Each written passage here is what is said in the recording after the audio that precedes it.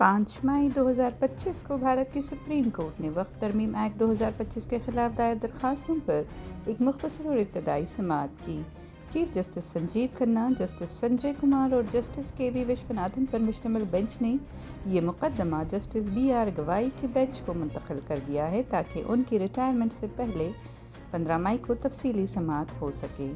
अदालत ने कोई अबूरी हुक्म जारी नहीं किया है। एमएम के रहनुमा असदुद्दीन ओवैसी, आम आदमी पार्टी के अमानतुल्लाह खान और all India Muslim personal law board समेत कई फरीकों ने वक्फ तरमीम एक्ट को चैलेंज किया है।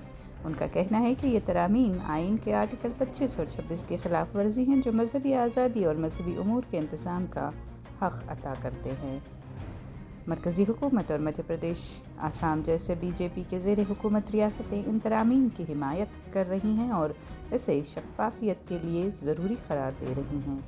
अगली अहम समाअत 15 मई 2025 को जस्टिस B.R. गवाई की बेंच के सामने होगी, जहां तफसीली दलाइल सुनने के बाद अबूरी रिलीफ पर भी गौर किया जा सकता है।